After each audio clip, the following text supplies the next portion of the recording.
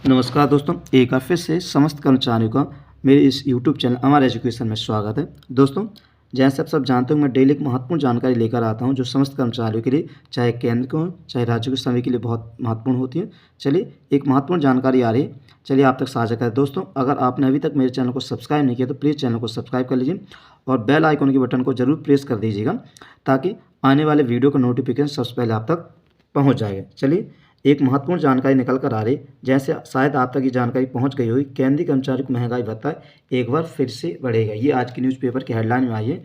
और साथ में कुछ और जानकारी चलिए आप तक साझा करते हैं। केंद्रीय कर्मचारी को महंगाई भत्ता एक बार फिर से बढ़ाया जाएगा। मध्य प्रदेश में अभी भी पिछला महंगाई भत्ता के आदेश हुए नहीं हैं और अब मध्य प्रदेश के कर्मचारी मजबूरन आंदोलन करने की तैयारी में हैं। केंद्रीय कर्मचारी को महंगाई भत्ता फिर से एक बार बढ़ाने की तैयारी में। भारत सरकार इसकी घोषणा कभी भी कर सकती है। उधर मध्य प्रदेश के कर्मचारियों को 42% की दर से महंगाई भत्ता अभी भी दिया जा रहा है, क्योंकि जबकि केंद्र सरकार जुलाई से 46% की दर से महंगाई भत्ता अपने कर्मचारियों को दे रही है और 4% की और वृद्धि होने वाली, ये विभाग प्रस्ताव बनाकर अपने केंद्र सरकार के पास भेज दिया। दोस्तों, एक महत्वपूर्ण जानकारी है कि सभी समस्त केंद्रीय कर्मचारियों के लिए उनका महंगाई भत्ते में एक बार फिर से वृद्धि होने वाली। दोस्तों, चलिए ये कहाँ तक सच्चाई है, और जैसे आप सब जानते हो, चाहे केंद्र सरकार को जो महंगाई भत्ते चाहे राज्य सरकार के महंगाई भत्ते की वृद्धि EI/CPI इंडेक्स के माध्यम से की जाती है। उसी के जो आंकड़े बताते हैं उसी के अनुसार ही महंगाई भत्ते में वृद्धि की जाती है। दोस्तों, चलिए इसको हम एक DA कैलकुलेटर के माध्यम से समझते हैं कि कितना महंगाई भत्ता वृद्धि करने वाली है केंद्रीय कर्मचारी उनके कर्मचारियों के लिए। तो दोस्तों, जैसे हम DA कैलकुलेटर में हम जानकारी कैलकुलेट करते हैं तो उसमें जानकारी बहुत ही इम्पोर्टेंट और अच्छी जानकारी निकल कर आती है समस्त कर्मचारी की। दोस्तों, चलिए देखते हैं नीचे।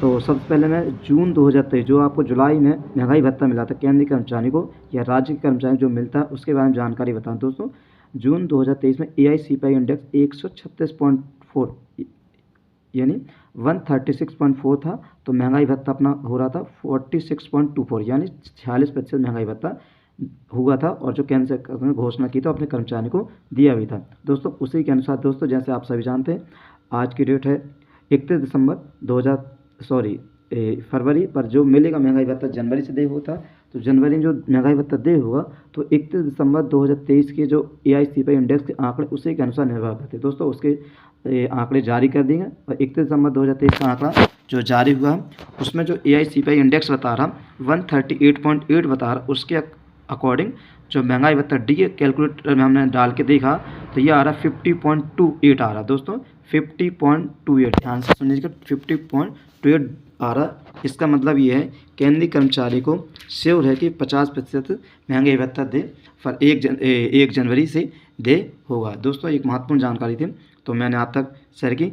और दोस्तों, अगर 50% महंगाई भत्ता केंद्र कर्मचारी को हो जाता है तो उसे कौन कौन से सुविधाएँ या अन्य सुविधाएँ दे जाएंगे, चलिए उसके बारे में आप तक और जानकारी शेयर करते हैं।